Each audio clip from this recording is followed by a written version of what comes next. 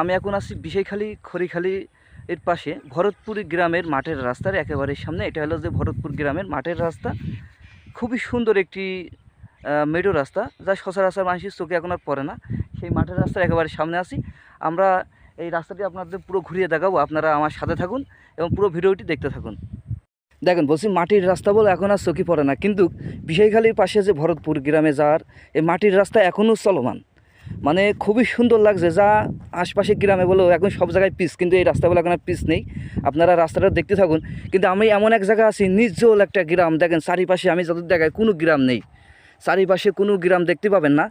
মানে ওই দূর অজান্তে, মানে দূর, মানে বহুত দূরে একটি গ্রাম আছে, সেটা ভরতপুর গ্রাম নামে পরিচিত। তাগের চলাচলের রাস্তা বলে এটা। আমি সেটা আপনাকে দেখাচ্ছি। মানে খড়িখালী থেকে কিছু না হলেও 5-6 কিলোমিটার দূর হবে ভরতপুর গ্রাম। মাঠের রাস্তা তাগের এটা তাগের চলমান রাস্তা। হয়তো বৃষ্টি হলে তাগের এই রাস্তায় খুব কাদা হয়। সেই রাস্তাটা এখনও বলো মাটির রাস্তা আছে, অনেক সুন্দর লাগছে। গ্রামে আসলে বলে গ্রামের পরিবেশটা দেখা যায়।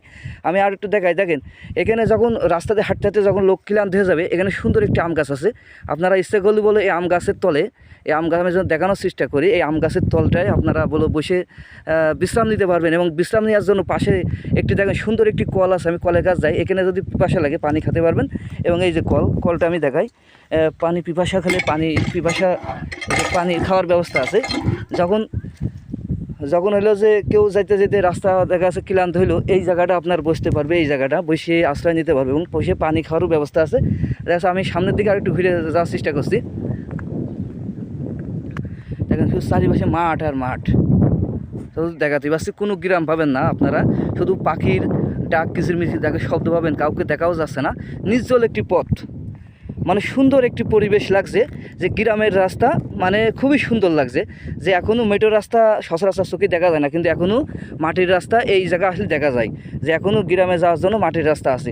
হয়তো বর্ষা হলে এই রাস্তা তারা চলতে পারে না, কারণ প্রচুর পরিমাণ হয়তো কাদা হয়, মানে ধারণা করা হচ্ছে আর কি, কাদা হয় আর কি।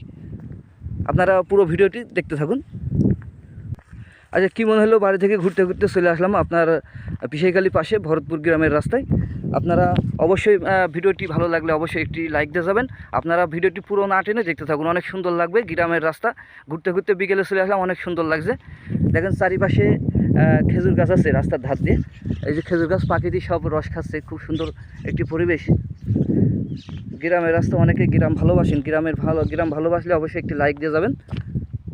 দেখেন আশপাশে কাউকে দেখা যাচ্ছে না, কয়েকটা খেজুর গাছ দেখা যাচ্ছে। যে গাছেরা খেজুর গাছ কেটেছে, 2 ধার দিয়ে খেজুর গাছ আছে, পাখিরা রস খাচ্ছে। আপনার সেটা দেখাচ্ছি, মানে সুন্দর